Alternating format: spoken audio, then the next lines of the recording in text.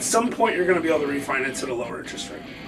Or if it works, it works, so it doesn't even matter. Let's say rates never go down. That could be. I'm skeptical about that. I assume they're going to start lowering rates in March, but if they don't, it doesn't matter. You're listening to Alternative Investor Mastermind, where we do a deep dive on alternative investment opportunities and the lifestyle it can create. Join Jack Krupe as he presents actionable tips and tricks in doing passive real estate away from mainstream strategies. Go beyond the usual fix and flips and try less explored yet rewarding investing ventures. From multifamily properties, mobile homes to cryptocurrencies. Do not miss this opportunity to escape traditional assets and finally create wealth without Wall Street. Now your host, Jack. All right, everybody, welcome to an episode of the Alternative Investor Mastermind, live from our new podcast studio. Got a great guest today, Jeff Holst. Thanks for coming on the show. Hey, thanks for having me. So we met about, a year, 2 years ago. We have a lot of mutual friends in the real estate business, but both of us have spent a significant amount of time in Puerto Rico. So it's really cool to get to know you, and would love for you to just briefly tell your story to my audience. Well, that's a big ask, Jack. There's a lot to unpack there. But the really short version of it is, I was a bankruptcy attorney in Grand Rapids, Michigan area, and in 2008 I was diagnosed with leukemia. And it drove me into personal bankruptcy. So I was like a bankruptcy attorney that went personally bankrupt. And I was like, there's got to be something different to life than this. I thought I was going to have a really short life, actually. I really thought I might have a year or two to live. And so I thought I need to figure out a way to produce income for my ex-wife. She wasn't an ex-wife then, but I wanted to make sure she was taken care of. So I started investing in real estate, and between 2010 and 2017, I bought a lot of real estate and ended up being able to quit my corporate job and just kind of chill. So since then, I've just been full-time real estate and trying to help people live the best version of their life. That's sort of my new passion. So that's great. And you have a book with that title as well, right? It's actually called No Bad Days, How to Make Every Day Great. That's a story of my life told as a series of life lessons. So we cover the bankruptcy and the leukemia and things like that. But it's really about how when I was 17, I made this decision to give up bad days for the rest of my life, and how I've now had, I'm 45, so what's that, 27, 28 years of no bad days. And I like to share that philosophy with people. That's great. And, I generally have a positive outlook on life, but I think so many people get caught up in the negativity and the limiting beliefs. What happened when you were 17? What was the catalyst for that? Yeah, this is always difficult because it's so foreign to me now, but I walked into the bathroom with a knife and I held it on my wrist, and I was like, it was a serrated blade. And I think if it had not been a serrated blade, I might have gone through with it, because I started to put it on my wrist and I was like, that really hurts. Why would I want to cause myself more pain to get rid of mental pain? And something just clicked in my mind, and I went, I'm 17 and I live in the suburbs in a middle class area in America. How bad can my life be? And I'm like, I'm just gonna throw this knife away and I'm gonna decide to have a good day today, and I'll worry about the rest of it later. And I said, today's a good day. Today's a good day. This is a mantra affirmation type thing, but this is in the mid 90s. I didn't know Tony Robbins. YouTube didn't exist. Heck, Google didn't even exist yet, right? So I didn't know any of this stuff. I just did it. And it didn't work immediately. I didn't wake up the next day and have a perfect day and then never have another bad day. But I kept saying, and I got really stubborn on that. I just said, today's a good day. Today's a good day. Over and over again. Hundreds of times a day, actually. And one day I walked into a 7-Eleven and the guy behind the counter goes, how you doing today? And I go, I never have bad days. And I went, holy shit. I never have bad days, and I realized it had been a month since I had a bad day, and I just haven't had a bad day since. That just reminded me of my buddy Bob at PPR, who anytime you ask him, how you doing, he's like, never had a bad day. So yeah. It's a great mantra. Yeah, and the thing about it is, it's if you think about it objectively, somewhere in the world right now, someone's having the worst day of their life. Somewhere else, someone's having the best day of their life. So the day itself is not good or bad. It's just how those individuals are receiving it or perceiving it. That's really what matters. And so it really is a choice. If you think about it, it's yes, good and bad stuff's going to happen to you. You're going to hopefully not get leukemia, but that happened to me, and I didn't let it ruin my day. And when I went bankrupt, that was a hard day. There's no doubt about it. But it actually is probably one of the best days of my life, because that's the day I went, I need to do something different. I need to find a different life. And it's gotten me to the point where I've traveled all over the world, and I get to spend 150 days a year in Puerto Rico, which is amazing. As you know, Puerto Rico is a fantastic place, and it's just been a really, great life because of that. That's awesome. So right before we started rolling, we were talking about our fitness journeys. And, both of us had a lot of success financially, but neither of us are small guys, and it's been kind of a probably a bit of a challenge for both of us. So well, I drink too much. That's there's a lot of calories in alcohol, but. Listen, I wrote about that in the book as well. I was at one time up to 420 pounds. I'm sitting at about 330 right now. But I need to get to like 250, 240. I got a ways to go. And I've been pretty stagnant at this for about 6 years. I've been right around the same weight, which is way better than average, because most people don't lose, close to 100 pounds and keep it off for any amount of time. The success rate on that is... Unless they get divorced. Yeah, that's true. I got divorced and gained 7 pounds, so what do I know? but it is really it takes a lot of effort. And so one of the things I did is hire a personal trainer. And, we were talking about this right beforehand. I pay a lot for my personal trainer. And he yells at me a lot, and he's really mean, and I hate every time I go see him, but I keep doing it. And the reason I do that is because I want to get healthy, but I recognized early on, I hired a trainer before, I'd go into the gym and pay $40, $50 a session for a trainer, and then I'd be I don't feel like doing it, and then I just wouldn't go. So what I did this time is I paid a lot of money up front for a whole bunch of sessions that expire. And I'm now I have to go, because I do not like wasting money. So I paid way too much in reality, but I could have paid double as much and it would have been worth it, because it's been really great. Going and working out, he's here in Puerto Rico, so when I'm in Puerto Rico, it's 3 times a week. When I'm not in Puerto Rico, it's 3 times a week on Zoom. If I miss a session, that money's gone.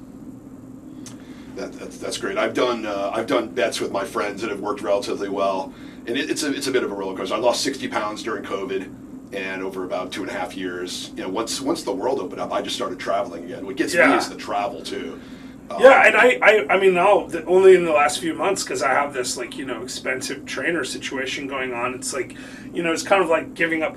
Arnold Schwarzenegger's new book is really good, by the way. It's called Be Useful. In that book, he has this thing where he says I don't believe in having plan Bs, and that's really what the situation is here. I don't want to lose the money, so I was in Orlando at a conference, and at the Ritz, and normally I'm at a conference, I'm the guy who's at the bar until it closes, and I'm up for coffee at 6 a.m. I might get 3 hours of sleep, because I'm a networking machine. That's my goal. I did that, but then instead of attending the sessions in the middle of the conference, I went to the freaking gym and worked out so I wouldn't lose my money, right? I hear you when you're traveling, it's really hard, but I'll have a deal with my trainer if I'm because I'm going to Cabo this week to speak at an event. I have a deal with him. Listen, if I tell him in advance, there's no way I'm going to fit it in, it's okay. But we have to have a conversation about it in advance. And I'm not, and he's not making excuses. If I'm I told him I'm going to be in Cabo for 4 days. I don't think I'm going to get a workout in. He's let me look it up. There's a gym 3 miles from your thing. You can grab an Uber. You can go to the gym. You can't tell me in 4 days you can't go once. So you're going to have to do at least one. That's how crazy it is. No, I don't have to do it on Zoom and stuff, but I need to send a picture of myself there. Otherwise, I'm going to get penalized. And I actually set it up that way on purpose. He's actually not as hardcore as I made him. I said, if we're doing this, I need extreme accountability. Gotcha. And what are you doing for diet? Keto has worked really well for me for periods of time. Yeah, I'm kind of a protein-centric diet. That's the goal. I try to make sure I get enough protein. If I get enough protein, the rest takes care of itself, because protein fills me up. I'm going to be burning calories, and then I'm trying to cut back on alcohol calories, and those 2 things alone have actually been really useful. Keto's worked good for me in the past. Atkins worked good for me in the past. Weight Watchers worked good for me in the past. The problem with all those things is they're not sustainable for me. But what I realize is that what is sustainable is making micro adjustments and cutting out calories here and there. Listen, there's 3,500 calories in a pound of fat. So if you cut out 400 or 500 calories a day, you're going to lose a pound a week. You're just going to. So I looked at my diet and went, I drink a lot of rum and Coke. If I drink the same amount of alcohol, but I drink vodka and soda instead, I'm cutting out 500 calories a day. And so that's what I do. I drink. I never mix Coke in my drinks anymore. Or sugar. I don't do mojito. I like mojito once in a while, but I just don't do them on the regular. I don't do frozen drinks. I don't do. Maybe it'd be better to cut out alcohol entirely. Well, maybe it definitely would, but I like drinking, so I keep drinking. Well, yeah, there's those that say that vegans live longer, but it's not really true because I think they just lose the will to live. So, I mean, for me, I need a system. I'm not a moderation guy. I'm either all out, sort of on a bender, or I'm fully disciplined and annoying to be around because I'm making special orders at restaurants and it's not. Well, and I mean, and I've done that, and that works really well for me to drop 60 pounds and then gain it back. But like the reason I've been able to keep weight off for a long time, I mean, I'll be honest, I had weight loss surgery in 2013 or 14, something like that, and that's when I lost the weight. But the reason I've been able to keep it off is just sticking to this very specific. I'm going to stop eating when I'm full. I just will not eat if I'm full, and I'm gonna limit my calories from liquids. So I don't drink juices. I don't drink regular sodas. And like I said, now I'm cutting back on the alcohol calories because I really think if I just stayed off of alcohol, I would have been fine. But yeah, I mean, I don't know. I just do that. And the other thing I do is I make sure I take a break from alcohol for like a month, once a year. Like a dry Sober January, October. Something like that. I did Sober October. I usually do 40 days. So like the last 3 years I've done 40 days, and I just pick a 40-day period. It's based on Lent, but it's my own timing.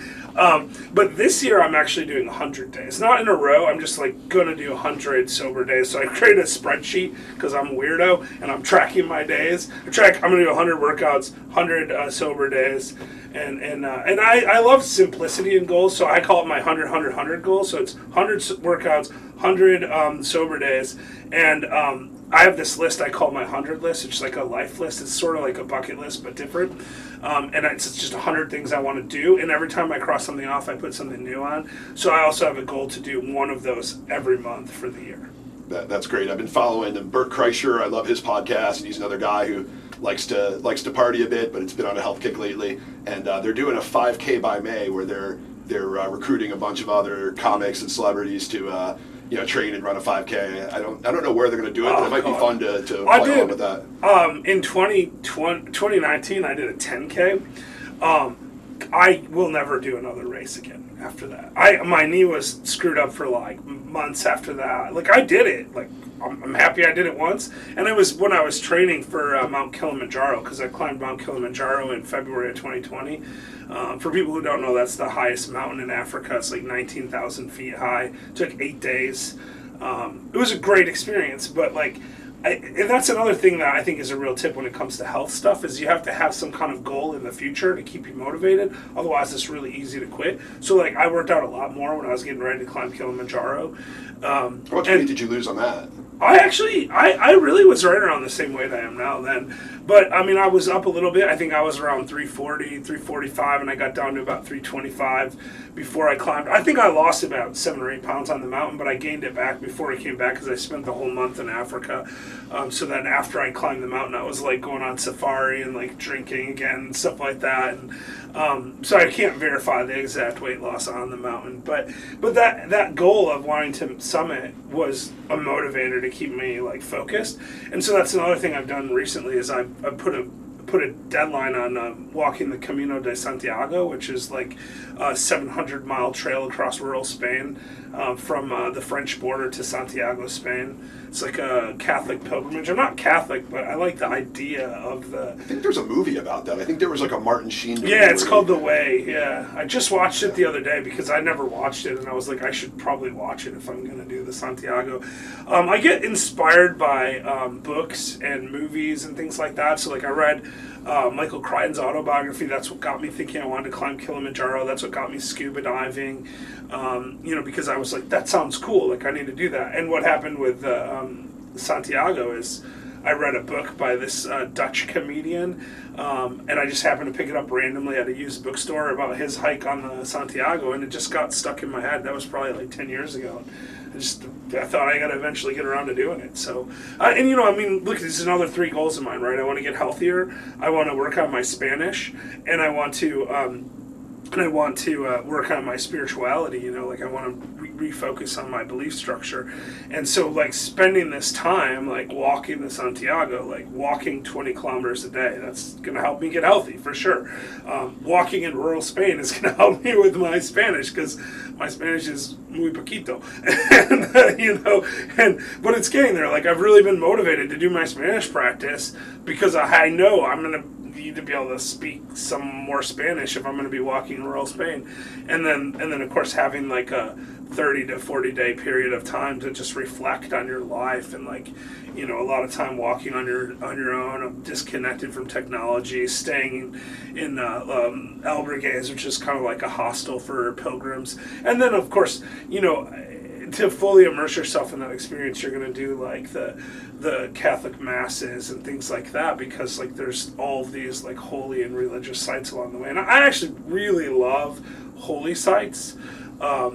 Like I climbed Mount Sinai a number of years ago to the place where the 10 Commandments were handed down, and like when I went to the Holy Land and saw like Bethlehem and like Calgary and stuff, it was really fantastic. So. Yeah, I went in 2020, actually, January 2020, right before, 2 months before COVID. Yeah. We had a class because I did this international MBA, and there was a partner school, Recanati in Tel Aviv, so was fortunate to see all of that, Bethlehem, and then we went over to Jordan and did Petra and love Jordan. I've been there twice actually. Really love Jordan. Petra is an amazing place. It's one of the most beautiful places I've ever been in my life. Yeah, so I mean, I've really enjoyed traveling in the Middle East. And it's just a really cool region. It's interesting, and it's really sad what's going on there right now. Like it's a really difficult situation.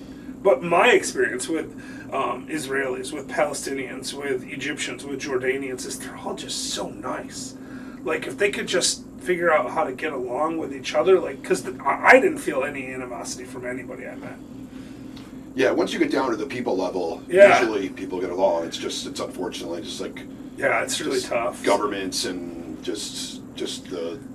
I know, and I'm glad I don't have to make those decisions because I don't want to be involved in that stuff. Like, I just feel bad for the people because it's not good for anybody. And it's the same thing with the stuff going on in the Ukraine. I mean, it's a horribly depressing situation. Like, it doesn't even matter if you're like pro-Russia or pro-Ukraine. At the end of the day, like, everyone should recognize it's better if people aren't killing each other.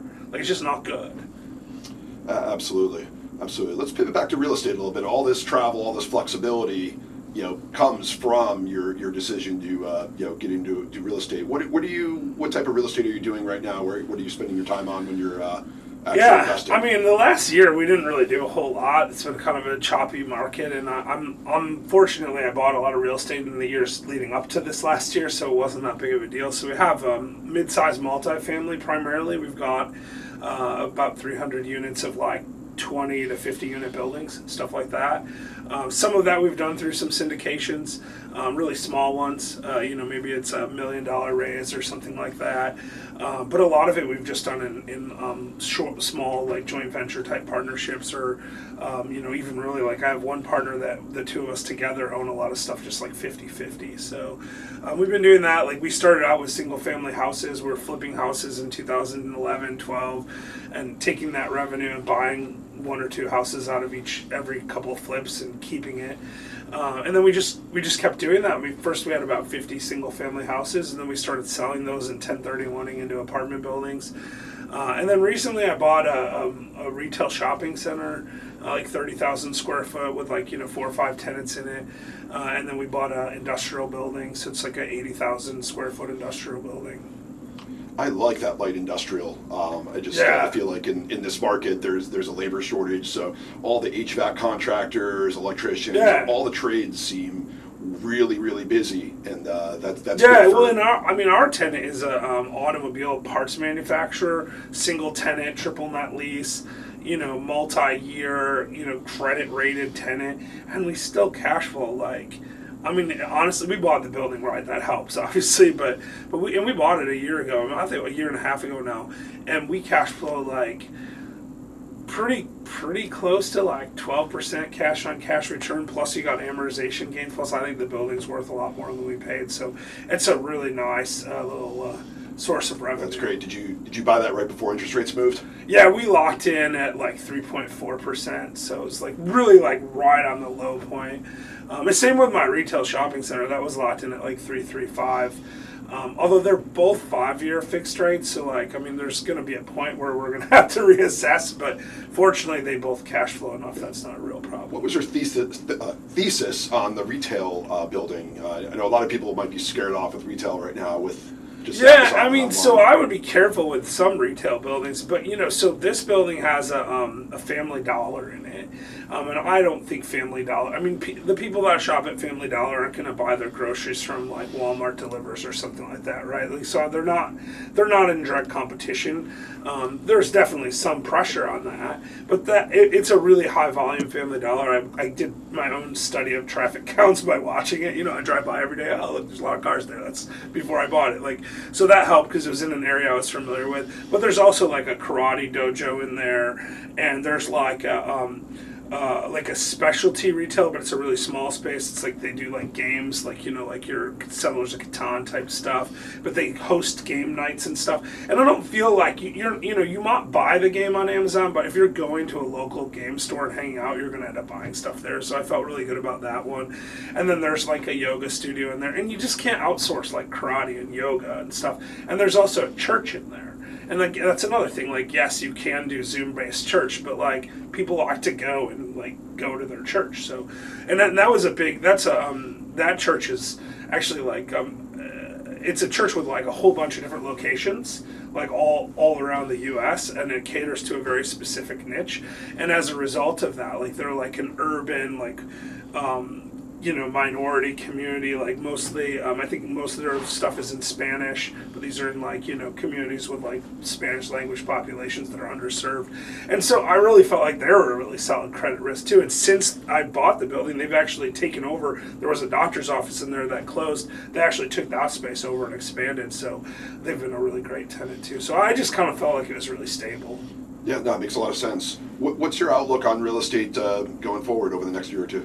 Well, I mean, the high-end stuff has already come down, right? Like, I was talking to Ken McElroy last summer, and he he's got $3 billion in real estate under management, and he told me he figured he lost $500 million in equity in the last 6 months or whatever at that point, and that's just because cap rates they have to go up when interest rates go up. It just has to happen, right? So all of the high-end stuff has already really come down 20 or 30%, which, is going to hurt a lot of people. So we're going to see some of these syndicators that kind of came in with like bridge debt and stuff like that. They're going to be in trouble.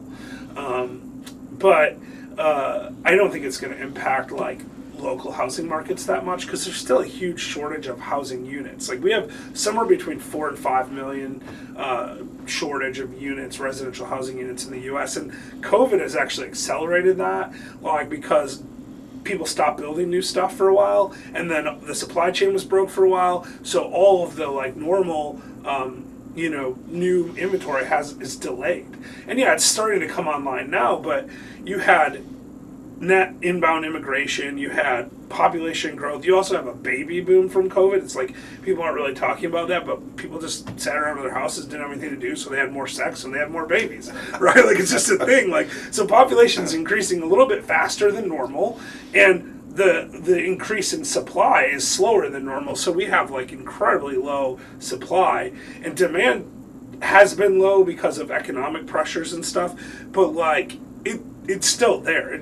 It can't go away. Like unless a whole bunch of people die or move out of the country, like we have a shortage of housing, and so I really don't see like a huge crash. Plus, I think there's a shadow crash that's already occurred in residential. Perfect example. I sold my house 2 years ago because I thought the market was toppy. I sold my house for $510,000. If I had that house right now, I would sell it for maybe $510,000, about the same price. So people are like, oh, housing's really stable. But it's not. Like we've had 20% inflation in the last 2 years. So that house is worth 20% less in real money than it was 2 years ago. People just don't notice because the aggregate dollar value is the same. Yeah, that makes a lot of sense. It's the hidden tax. And the other thing that's propping the market up is that so many people are just locked in. If you have a 2.8% mortgage, the baby boomer that might have downsized is going to end up paying more money to Yeah, downsize. to buy a $300,000 house instead of a $500,000 house, the payment's the same now. And that's the thing. That's why the market is, we have a historically low transaction volume, and it will break one way or the other. And listen, I could be completely wrong. We could see a crash, but if we do see a crash, it's going to be very temporary. It's not going to be 2008 all over again. We might see a 10 or 15% reduction, which on top of the hidden crash that's already occurred is pretty significant. I just don't worry about it for my own personal investments because I buy cash flow. I don't buy equity. My net worth might go down, but it doesn't really matter. And that's actually what Ken McElroy said to me too. In fairness, he was like, "I figured I lost $500 million, but I don't really care because I have the same cash flow and and rents are still going up and it's gonna be fine." And that's if you bought right and you have stuff that's I always say in real estate, if you want to guarantee to time the market, you just buy whenever you buy and wait and sell when it's high, right? Because if you buy at 2006 prices, single family house, and you had to sell or refinance in 2010, you were screwed. But if you bought 2006 and you're selling this year, you're fine, right? It's way higher now than it was then. And that's always almost the case. It's almost always the case. So if you have long-term debt, adequate cash flow, and adequate cash reserves, you just wait it out. Yeah, no, that's a very great point. And I've talked to a lot of people who are trying to time the market. But the fact is, if you have a deal that pencils now with higher interest rates, this is the best time to buy. Yeah. And if you even did, say you did your first deal 2 years ago. Even if the market crashes next week, it doesn't matter. If it works right now, at some point you're going to be able to refinance at a lower interest rate. Or if it works, so it doesn't even matter. Let's say rates never go down. That could be. I'm skeptical about that. I assume they're going to start lowering rates in March, but if they don't, it doesn't matter. My stuff works now. Yeah, and it's very unlikely long term to have high interest rates without high inflation. So if the rates stay high, it's likely going to mean rents are going to be going up. There's going to be continued inflation. Yeah. If if there is a recession, that's going to be the excuse to really cut rates if there's an economic shock. Yeah, exactly. And so if you have long-term debt in place and there's a recession, you don't want to refinance in a recession, but you want to refinance when you come out of a recession. There's really 4 segments to the market cycle in real estate. You have depending on where you want to start, but you have expansion, then you have hyper supply, then you have recession, then you have recovery, and then you go right back to expansion. So you don't want to buy in recession necessarily. You want to buy right as it's moving to recovery before everyone realizes what's happening. That's when money starts to loosen up again a little bit, and rates are still really low, and prices are really low. And how you tell? It's occupancy rates. So that's the thing that's really interesting about this market cycle. I don't think we're going to see a big crash is if average occupancy rates are above the long-term historical average, and they are right now, you can't be in recession. Recession is you have falling occupancy and you have below average, long-term historical occupancy. And we're not there, and we're not even really seeing falling occupancy because the supply hasn't been coming online. So we're not even really in hyper supply at this point. We were right before COVID in the hyper supply phase where we're moving to recession, but it's my supposition that COVID actually either went to a really quick, fast recession and now we're back to expansion, or it shoved us backwards to expansion. It's one or the other. We're solidly in an expansionary market right now where occupancy is still climbing and there's not enough supply coming on to do that. So there's no practical way for housing to go down for a long period of time. Any reduction is just going to be government manipulation through interest rates, and that's super temporary because the underlying fundamentals are super strong. Yeah, I completely agree. And one of the economists I follow a lot is a guy named Peter Zeihan. He's been on Rogan. He actually just went on Grant Cardone's podcast, and they actually had a great chat about real estate. And he's very bullish on the U.S. in general, and shares a lot of the things. Yeah, I just read his book on it's called the End of the World is Just the Beginning. Have you read this? Yes, I have. Yeah. Wow, fascinating stuff. I don't know if I agree with the whole premise, but it's about the breakdown of globalization and how really only America is going to survive it. I mean, that's essentially the thesis of the book is the rest of the world is screwed, America's going to be fine. And I think economically, there's a real argument there. Like, I don't know that globalization's going to break down. That's the part I don't agree with. But from an economic perspective, we might be less healthy economy wise than we were, 5 years ago or 3 years ago or even 2 years ago. But what we know for sure is we're the most pretty of the pile of crap. We're the least bad smelling poop. Yeah. In the thing. The rest of the world is way worse than we are. I mean, he makes some bold predictions. I mean, some of that maybe borders on clickbait. When you say China may fall apart in 10 years, but they might. I mean, population issues. The one-child policy. They have way too many old people and not enough. And I'm going to tell you. Listen, I went to Shanghai and Beijing and some other towns. Not Wuhan, just to be clear, in the fall of October of 19. So right at the beginning of the pandemic, I go to China. I mean, no one knew about the pandemic yet then, right? China was keeping it under wraps at that point. But I went there and I'm walking around in Shanghai, and there's nobody there. Big buildings, sky rises, and it didn't. I mean, when you walk around Cairo or New York or Chicago, there's people everywhere. When you see movies of Asia in the 90s, there's people everywhere, right? Tokyo's packed, and we know that's still true in Japan. It's still true in Korea. It's still true in Vietnam. But in China, it didn't feel that way at all. It didn't feel like even the tourist sites weren't that busy.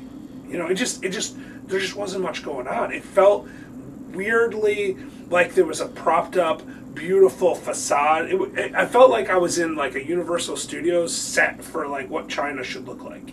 Walking around, you see if you go to Universal Studios, they've got these, the front of a Western building, and if you walk around the back, it's just nothing. That's what it felt like. And so I think there's some real truth to that China's in real trouble. And he's not the only person predicting that. Harry Dent, he's a Puerto Rican resident as well, and Harry, I've known him for a long time. He became famous in the late 80s predicting the fall of the Japanese economy when everyone thought Japan was taking over the world. People forget that, but in the mid 80s, Japan was buying up America, right? They were going to own the whole country, and then they just had 30 years of stagnant economy. Harry became famous for predicting that. He's been saying for the last 10 years, China's doomed. They're done. And, these are smart people. They're predicting long-term trends, and it's kind of like what I was saying about the future of the housing market. The economics, I mean, the fundamentals are there. So it's the same thing. China's got the reverse. Their fundamentals aren't there. Their foundation is weak. They might be able to prop it up for more than 10 years. I don't know about that. It's it might be 15, it might be 20, but they can't do it indefinitely because they have a declining population, and productivity cannot make up for that. They cannot make that much. That's all for this episode of Alternative Investor Mastermind. Now that you know the many alternative opportunities out there all up for the taking, you can finally become ultra connected and ultra wealthy. Get more valuable advice from the experts by subscribing to the show at AlternativeInvestorMastermind.com. Become a winner in the world of passive investing today in alternative investment strategies. Thank you for joining us. Until next time.